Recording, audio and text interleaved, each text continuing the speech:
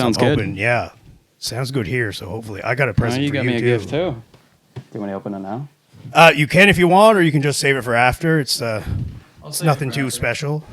But DeWalt bag not included. But All right. Gift for you as well. I do have DeWalt tools, so Nice. do you want me to take it out now? Yeah. Yeah. Oh, nice. Yeah. I love a good hat. Good old hat. Perfect. I'll be all branded up. Oh, Yeah. me too. Hope it fits. What is it, large? Large, yeah. Oh, yeah, I'm a large. Yeah. Yeah, man. Sweet. Nice. That's awesome. Put that right here. Hopefully this fits my big ass head. Oh yeah. There we go. Nice. We'll fix her up later, but all right, man. So this is first podcast? First podcast. First podcast ever. Yeah. See, you've been doing a little bit of social media work though. Yeah. Showing people your jobs and Yeah, I'm trying to step up social Yeah. media game. yeah, absolutely. Yeah. So just give you a kind of little intro and background. I wanted to welcome you, Ethan Price. You're the owner, sole proprietor of Bricklyn Contracting. Yep. So thanks for coming. Thank you for having me. Yeah, you're welcome. And, thanks for all the great work you've done at my house too. Yeah. It was awesome. It's great to have somebody as confident and as dependable and just kind of does what they say and show up when they say. And the industry is full of people that sometimes don't hold up their end of it. But people could say the same thing about real estate on my end. So Yeah, for sure. And I appreciate those words. It was very nice of you. And that is a big problem in the construction industry. Something as simple as people lacking the ability to answer the phone. it's crazy how many people don't answer the phone. Yeah. Even in my industry. Yeah. Call. Text, they'll answer a text. It's like, but I need to talk to you. Yeah. Like, you can't, I find, sometimes, the context of your message can get misconstrued, and, it's just way better to have a phone call. Yeah. I think it saves, what do they say, one phone call's worth 1,000 words or something. Definitely. And it's sometimes I feel like people feel like, I've had people, even friends, message me back, why are you mad, bro? I was like, it's just a text message. Oh yeah. Because I'm, straight to the point. Yeah. I don't have time for hey, Ethan, how are you doing? How's the family? It's hey, I just need this information. I feel like that's, for me, that's what text is for. But some people want that fluff and they want to feel wanted or welcome, or I don't know what they want, but sometimes they don't get it. Yeah. Yeah. I fully agree. But listen, just want to start a little bit of intro, a little bit of a background into who Ethan is. Yep. You're a local guy. If where did you start? Kind of, how'd you get here? Yeah. So I grew up in Bedford, and I've actually been working in the construction industry probably since I was 13. My father was a general contractor, so I was always doing work for him. Right on. I never actually wanted to be an entrepreneur. You mentioned that briefly when you were working here. Yeah, that was never my main goal. What was your main goal? My main goal was always the fire department. Yeah? Yeah, but with it being so competitive to get in, it was not the ideal path for me. And the reason I actually took carpentry in school was kind of a incentive for the fire department to hire me. Okay. So after I graduated school, I put in 2 applications for the fire department, didn't get in.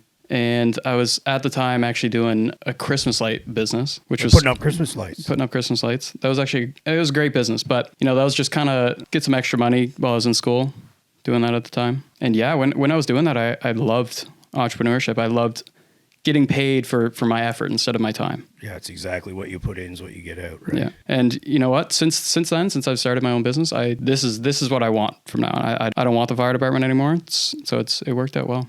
What do you feel changed your mind? Was it just that one first business? Was there any outside influence or anybody you looked up to that really kind of... Yeah. Don Rainey. Oh, shout out to Don Rainey. Yeah. Good buddy of mine. Yeah. It's kind of how we got connected as well. Yeah.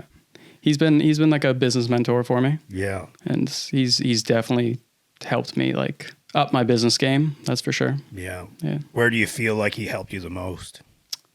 Client interactions. Yeah. Yeah. Dealing with people. Yeah. It's tough, eh? That's a tough part. Yeah. The work part is it's not as tough as the relations kind of part. Yeah, man. I mean, I'm not building stuff. I mean, I'm building relationships, and we're buying homes. But like, definitely the hardest part is dealing with the people. Yeah, 100%. Because there's different people. They put value in different things, and they expect different outcomes to different situations that I'm sure you can attest maybe aren't always reasonable, or the outcome that's actually going to happen. Right. Some people are a little unrealistic with their expectations, I guess. And yeah. As entrepreneurs, a realtor, a contractor, like, it's our job to kind of reel in those expectations, and sometimes it's kind of a bumpy road to get there. Yeah. So definitely could attest to that. Yeah. And Don's been a great mentor to me as well. He was the first guy. I don't know if he told you, like, met him at my jiu-jitsu gym. A guy with the Jag F-Pace SUV with the realtor license plate. Like, I was like, oh, if I'm thinking about getting into real estate, probably need to talk to this guy. Yeah. And, he's very happy to do it. From day one, he answered every question I had, even though I started at the same brokerage as him and moved to another one because I just felt it was a better fit. And still, like, we're still good buddies. We hang out, and he always has time for me, which is great. Even though we're technically, we're each our own business, we're technically competitors, but he understands there's enough cake out there for everybody. Yeah. And he was me once upon a time, and I don't think he had the same level of support. Yeah. So he's always happy to give that support if it's asked for. So that's something I definitely can appreciate and admire about him. And I've actually had the opportunity to kind of pay that forward as well, to some other younger realtors or potential realtors that have thought about getting in the industry. Or are in it and a little bit lost in what they're doing. Because, I mean, I was very much in the same boat. So, yeah, he's a good fellow to have in your corner. Yeah, and guys like that, super valuable. I think Don has been a big part for the business side, like I was saying. And then for the construction side, my father. Of course, the knowledge. The know-with-all. Yeah. Being exposed to it your whole life. Yeah, so it kind of set me up to be a contractor in my eyes. Yeah. And fun fact, I actually tried to get in the fire department as well. Did you? It was a little bit of a transitionary period. I was working as the district manager for Unilever's small format ice cream division. I also, by the end of it, I'd amassed more, but I could kind of see the writing on the wall that I was potentially going to get restructured out of the business. They're always trying to move stuff over to Toronto. And lo and behold, that happened. So preemptively, I was kind of always looking, and I always had an interest in, like, doing something like more fulfilling. Yeah. Because at the end of the day, although I really liked my job and I liked who I worked with, and I managed a team of sales reps, it was fun, like, helping them achieve the goals that we needed to achieve. But at the end of the day, I was felt like I was kind of directly contributing to, like, obesity and diabetes, and, like, I'm selling ice cream. It's not like I'm curing cancer. Like, right. It's not really like something I was super proud of. Like, I thought they were great brands, and I think it was a great company, but, like, I just felt like I could offer more. Yeah. And the fire department, I think that's the big thing everyone's going after. I think that's why it's so hard to get in. Everyone really wants that fulfillment. Yeah. So I looked at a bunch of different options, like, especially even, rewind even further back. I thought about, getting in the military because I thought it'd be cool to serve your country, and then RCMP. And then I thought about HRP, and then, fire come up. So I actually tried to get into fire, and, I think I passed. I was like in the range for their aptitude tests, but I just got kind of beat out in the rest of the selection process. So yeah. We kind of just tabled that. I always wanted to be I had an interest in being a realtor early on when I first graduated university, but as you know, there's kind of no guarantees in this business, and neither in yours, to be honest. Yeah. But I was not as mature as you in my 20s to get out there and get after it, because I was told, you got to get a job with a pension, a salary, and benefits, and entrepreneurship. Although my father was a lobster fisherman, ran his own boat company, was a Red Seal electrician, also did that for quite a few years until fishing just became kind of the forefront of what fed our family. I don't know, they just kind of brainwashed me into, 'cause that sounds bad, but, they thought what was best for me was not what they did. Yeah, of course. Yeah. And they only knew what they knew, and I took this path, and I don't regret where I am today, but yeah, it was definitely a different path to get here for sure. Yeah.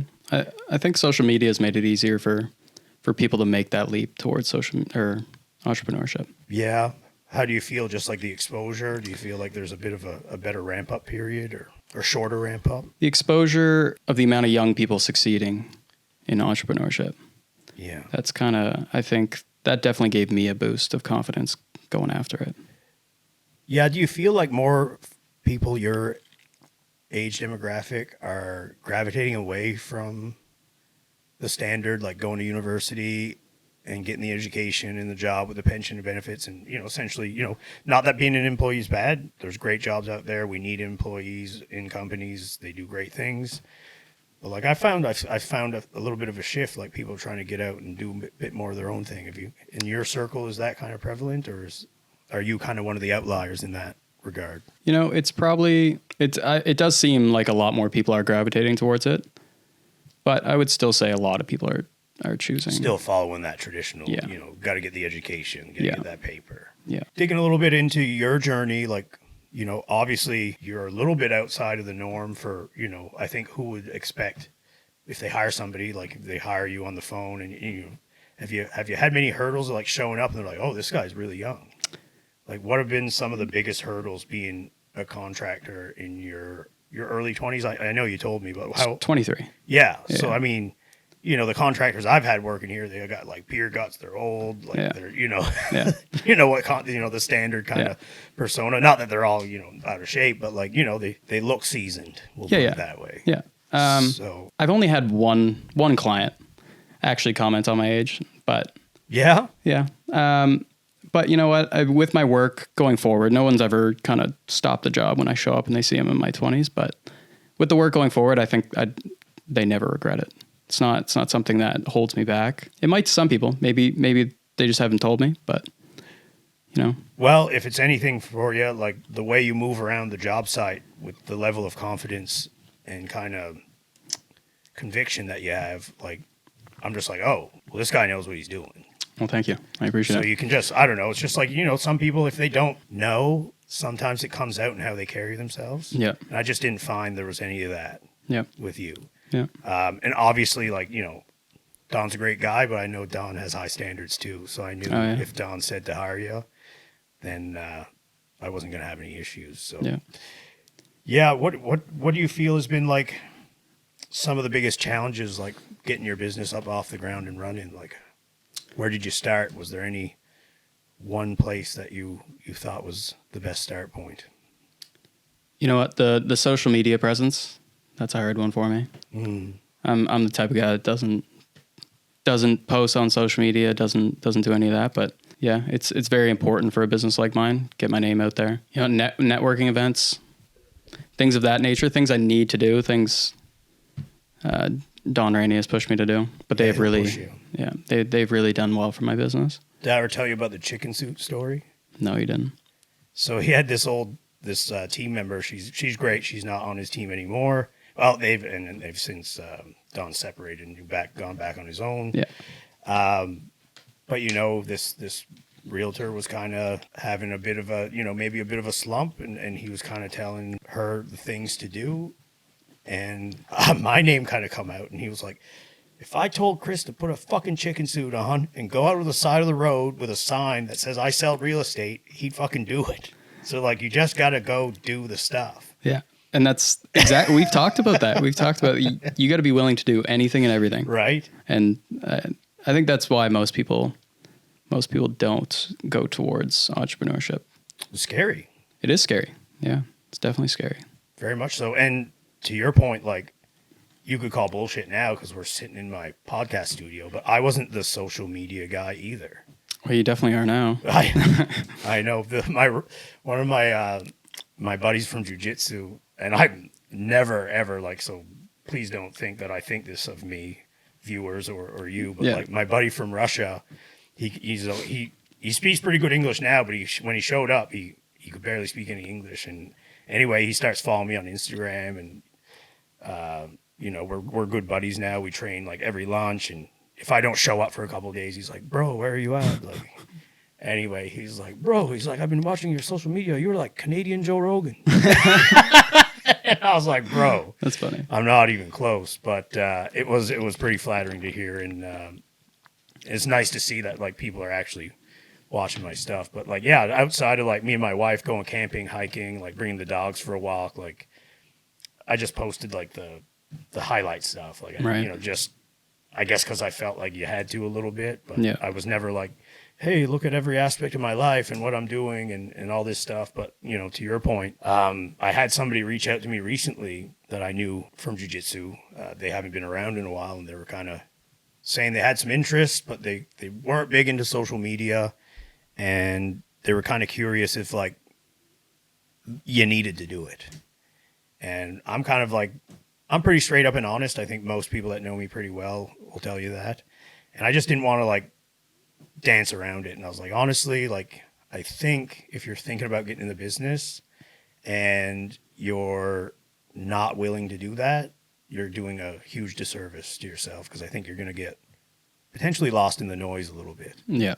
So I think you should probably consider, like, just not that you have to do like every day or post, like, you know, just something. Right. If it's not reels, like I do a lot of stuff, like, and some people might be like, this guy's crazy, that's way too much, which fair enough. I do a lot, but I don't think I would be at the level that I am at this point without doing any of it.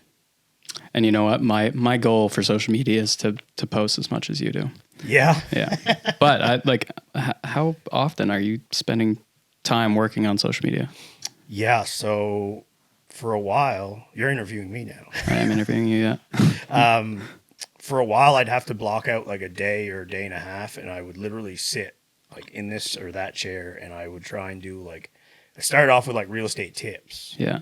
Like, you know, get a pre-approval, you know, don't skip your home inspection, you know, make sure you vet out your agent, and like make sure they're a good fit. And like, I just try and do like 20 videos plus in a day, just like short ones.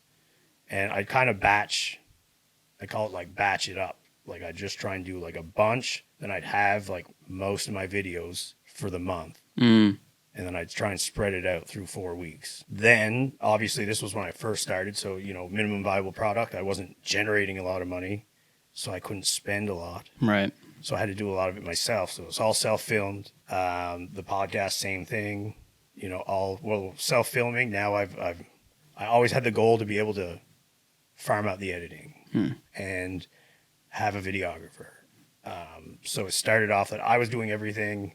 It was a bit more stressful and a bit more cumbersome because I never really thought of myself as a creative type person. And I did do a bit of photography stuff in the past, and I did have some experience in video. It was mostly personal, but when we were in the bodybuilding scene, me and my wife, like, I had a camera, and somebody asked me if I thought I could do like fitness shoots, and I kind of got into that for a minute, but I don't know, it was something I was into because I was into that industry. Yeah. And then when I kind of decided I was done with it, I kind of just shut that down because it didn't line up, and everybody in that industry feels like they're the next Mr. Olympia or Miss Olympia, and they want something for free, and you know, you got thousands of dollars of camera gear, and it's like, well, that's not going to pay itself. Yeah.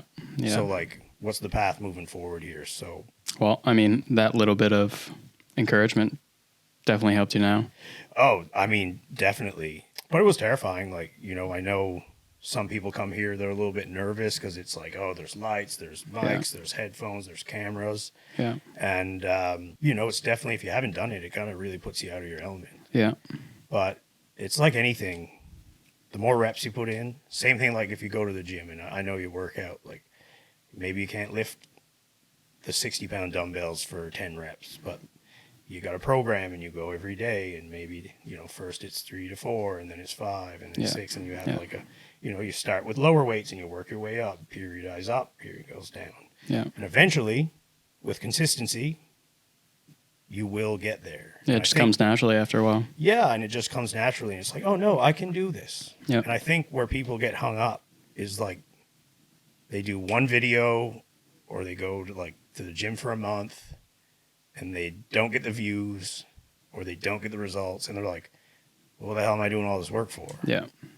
In reality, I've been doing this podcast, this is the third year? Third year. Yeah. I didn't know it was that long. You know, and at first, like, nobody was watching it. Yeah. Not that I could tell, like not, at least not for the view counts on YouTube. And even my videos, like some would get a couple hundred views, and once in a while I'd hook in and something get like 1,000, but it was never like those like viral videos you see, like one guy or gal makes some video, goes viral, and the next thing there's some kind of influencer. Like that just never happened for me. Yeah. But I think it's just, you got to put the time in. And every video you make and every podcast you do, you start refining your craft, and it just comes a bit easier, a bit better. And then once you're more comfortable, you can start tweaking stuff, and it just becomes, something better. And, throughout the years, I've noticed that I've met people that are like, oh, I've seen your podcast, like super great. And like, I, ran into this waiter at a restaurant, Oxala's. It's a new spot out in, I'm butchering it, so hopefully they're not watching.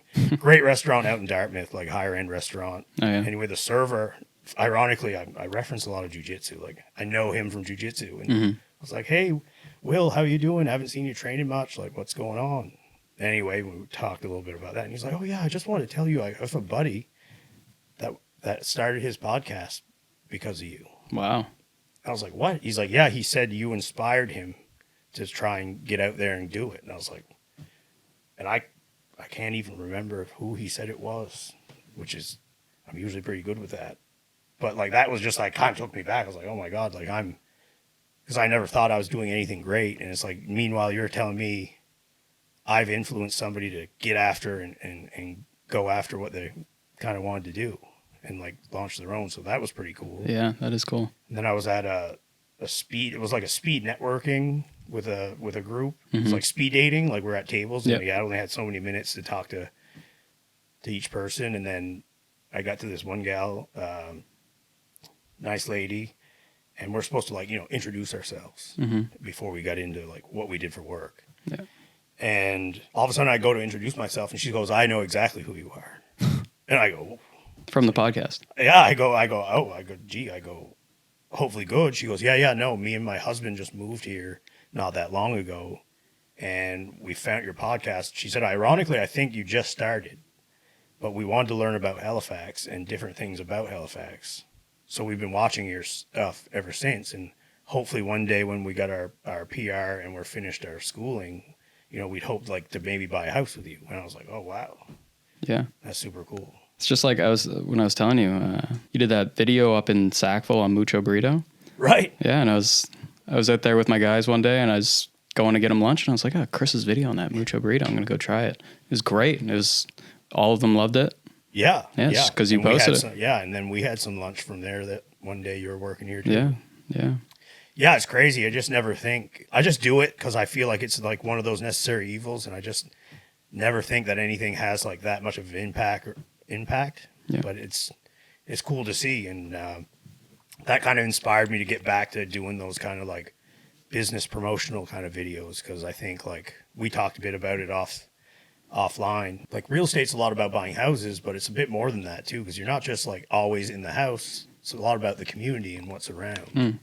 So there's also, I think, and we talked about the importance of that in like showing people kind of what's out there. Yeah. So then I kind of doubled back down into it. Let's get back a little bit about you, like, building a brand. I know you said like social media. Yeah. Was kind of like a big step in trying to kind of get you clients. What do you feel like are some more important nuggets of like building yourself up in terms of your brand, your business? Like what else is it, aside from the reels and the social media that, is getting you out there? Do you feel like there's any other aspect of your brand that is really important to you in terms of building it up on how people view you out in the industry? Yeah, and back to what you were saying earlier on my age, it's definitely something a lot of people underestimate, quality of work, just because I'm younger. Right. So they think you maybe don't know enough, been around long enough. Yeah. That you might miss some stuff. Yeah. So I really try to outdo my competition in quality. Like you were saying upstairs, like finish work, that's something I really try to hone in on. Yeah. Even the little things a homeowner wouldn't necessarily see, little details. I really try to perfect them. Yeah. So right now, instead of focusing on profits in my business, I'm really focusing on reputation, quality of work. things of that nature. Yeah. And what are some things that you're doing to like ensure that's happening? One I was actually doing today. My client, she wanted to add in almost like a dresser as a wall insert in her bathroom. As the client, sometimes they can't see the vision before, but I was able to see it might not look the best. Right. So she was iffy on it. She didn't want to change the pricing around. I really wanted it to look good for the finished photos.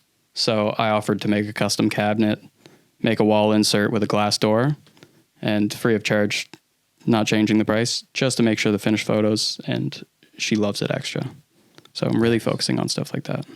So you're really focusing on going a little bit the extra mile. Yeah, above and beyond. Yeah. Yeah. Even if it means it's costing you maybe a little smidge more than what you anticipated. Yeah. That's awesome. And I know you said multiple times, like, reputation is everything to you. Yeah. So ensuring that is the word that gets passed around, I'm sure definitely helps build up your image and your persona as well as your brand in the eyes of, potential other referrals out in the industry. Yeah. And a lot of contractors right now, I feel, don't actually focus on that. A lot of them are just focusing on banging out the work, getting to the next job.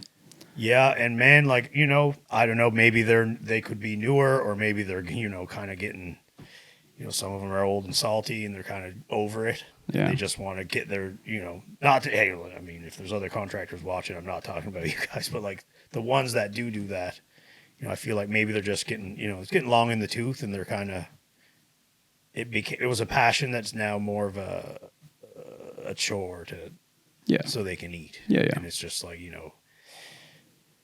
they're just getting through it. Yeah. And it's more of a transaction than a service. At the end of the day, any entrepreneur, I think, at least in my opinion, you're building relationships, because you want every interaction with a client to go positively, because, referrals are like the number one way to grow your business. Yeah. If you do a good job for somebody, well, they're going to tell somebody about it. Yeah. Because there's always somebody needs something done. Yeah. I mean, home ownership, there's always something. Yeah. We didn't touch much. We did the kitchen over when we were broke and just bought a house. But that was our one thing we wouldn't negotiate on. So we got a purchase plus improvement, did the kitchen. But then after that, we never touched anything till like 2022. What do you feel like has been some advantages being younger, kind of competing against we'll call it the older guard, like the older, more seasoned guys out there? Do you feel like, what would be maybe like your top 3 advantages you feel you have over them, whether it's working more, the willingness to do more? Oh, definitely working more. I mean, in my older age, I won't be able to work as hard as I do right now. For sure. I definitely have that advantage right now.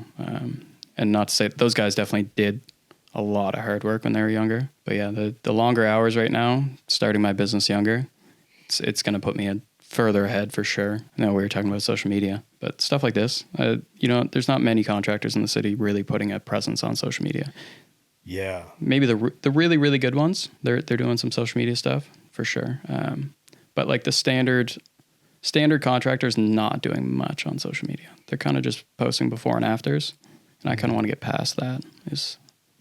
Show like the full scope of the job almost, and like and kind of connecting with clients over videos. That's a goal of mine. Yeah.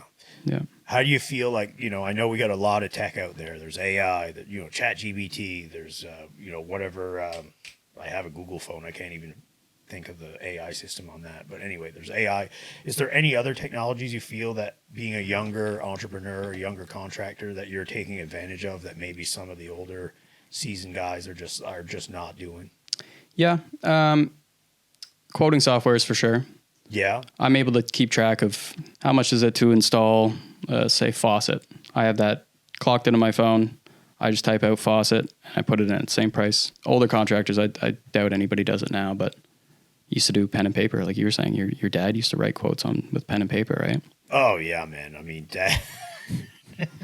If Dad didn't have my mom, it's hard to say if he ever would have got paid. Yeah, I cannot imagine doing that. So AI is kind of... Like, Mom would have to be like, hey, Scott, you're not fishing today. Here's a list of people you need to go get your money from. Yeah.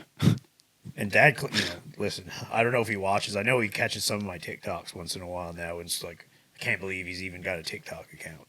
he don't post anything. He's just looking. He would work a bunch of jobs. Like at the end of it, he was doing marine electrical, which was like wiring all the boats that the boat builders would do. Like he just wouldn't go get his money, and he Dad always did well. I think he always downplayed how well he did, but he claimed he never made any money. Yeah. But if like you've got 10 people that have, jobs you've done for, and you're not getting your money, like you must have some put away somewhere. Yeah. Because up here, like aside from yourself, like people want their money like yesterday. Yeah. It seems. Yeah.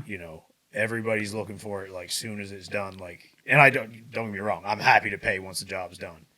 But I just don't find anybody's like slow to come get their cash. No, it's very fast paced. Yeah. Because like that shit's expensive now. People got bills. Yeah. So yeah, it's nice to hear. I think organization is super important. Quoting softwares, phones, everything like that. It makes it so much simpler. I can't imagine doing it with pen and paper. Yeah, it's crazy. You got files, filing cabinets, or like whatever system you think of that people might have been using back in the day. Yeah. How do you feel like the overall state of the industry? Like, how do you feel about, what we got out there? Because, like, I feel like it's hard to get anybody good, and the good people are always booked 2-3 months, and, like, you need something now or something happened, like it's an emergency. Like, what do you feel like the overall state of the contracting industry is like right now? Do you feel like we're faltering a bit, or do you feel like we need more, or is it something that just some people aren't willing to do because it's too risky? Like, what's your overall opinion on it? Well, you know what? Kind of all the above you just mentioned there. A big thing and a big reason I actually got into contracting is the amount of people retiring out of the industry. I was looking up the statistics. I think it was in Halifax, it'll be 8,000 by 2028 are retiring. And how many are entering, do you know? 3,000, I believe. Oh, so that's not a good ratio. No, it's not a good ratio. And so, you know what? Like, we're already experiencing lack of trades, right? Right. So, in my mind, it was a very good business model to go for. And back to what you're saying, like getting a guy out there, it's people tell me it's impossible. So, and when they do, sometimes it's like the good contractors in the city are usually all booked up. So they call out somebody that's not so good. I go out to repair something, and it's like, say a deck. A customer wouldn't know the structural process to a deck, right? So a contractor, without the client even knowing, could build it completely wrong, and you wouldn't know, right? Yeah. I know more now than I ever have because I've been around a lot of it. I've done a lot of home inspections, and the inspectors I use happen to be Red Seal. They used to be Red Seal. Well, they still have their seal. Yeah. And they're carpenters. Like, yeah. So, like, I try and, like, soak in some of that knowledge because they actually know, like, what they're talking about. Yeah. And the industry, it's so easy for people to be taken advantage of. That's the risky part with the contractor you choose. Because like I was saying, you don't know, like you would know the basics of it, but like if they're doing something wrong, you're not always going to catch it, right? Yeah, and the problem with me is, and I think you can appreciate because you strive for excellence. I've learned through my years that I might be what some people call a perfectionist. I never really thought myself of that, but I am pretty rigid with process. Yeah. And if things are supposed to be done a certain way, that's kind of what I expect. And it's not all people that are that process driven. And sometimes it can cause some friction. Which it happens super, super often. A big part of my business right now is anchored towards real estate agents. Any small repair work they need a contractor to do it quick. They usually give me a call. Yeah. We come out, we fix it. A couple I've done just this month have been issues with beams on decks. There's a very improper way to build a beam that is a very easy way to build a beam. And it seems a lot of contractors do it. Homeowners don't catch it. They get a home inspection. Home inspector calls it out. And it's not a super simple fix. You know what I mean? So yeah, do you find I find people default the contractor that he said it was good. Yeah. And it's like, well, do you understand that contractor just probably did it that way because it's one is cheaper, and two, they didn't want to have to argue with you over the pricing of doing it the right way. Yeah. Which is terrible. I think that you should always be like, hey, we can do it like this. But if you sell your house, you're going to get some friction. Exactly. The best way is this, but it's going to cost this much more. Yeah. We'll do it like that if you want that. Yeah. But just know you can't come to us after if you sell your house. Yeah. And be like, oh, well, you did it like this. It's not supposed to be like this. Like, no, we're telling you now. Yeah. I think we were talking about, doing my deck over. Yeah. And they're like, how do you want to do it? And I was like, well, the right way. He's like, okay. You're like, well, the right way is sonotubes in the ground. And we got to dig holes out, put concrete posts, and we got to put it on that. Or we can tamp the ground, make a pad, and put deck blocks. Yeah. Which is not the code. But which is not the code. That, you as a client, that'd be your choice. The first thing I said, that's proper code. Right. Right? Yes. Second part that I said, not code. Yeah. Cheaper. Yeah. Less labor. Right. Not going to cost you as much. Yeah. But if you sell your house, inspector's going to be like, that's not right. Yeah. And even though I just did it and let's just say theoretically we did it in 2025 this year, and I sold my house next year, like, I can't just be like, well, Ethan or Bricklyn Contracting said that was fine. Yeah. It's like, no, that's not the code. Yeah. We already went over this. Yeah. And I make all my clients aware to those kind of situations. So you feel education is a big proponent of like what you do? Huge. Do you make sure that people understand the undertaking and the job scope of like what they're asking you to do? Yeah. And like, so they really understand like why they're paying you the amount of money they pay? Yeah. I mean, but you hire anybody to come work at your house, it's going to be expensive. I don't care what it is. Yeah. Yeah. I communicate all of it with the homeowner. I make sure there's nothing left out. Like you were saying, that example, I could come into somebody's house and I can tell, like, you're not super adamant on spending a bunch on your deck. So I could just quote you deck blocks, not tell you, right? Yeah. And then you go to sell your house, that gets called out in inspection.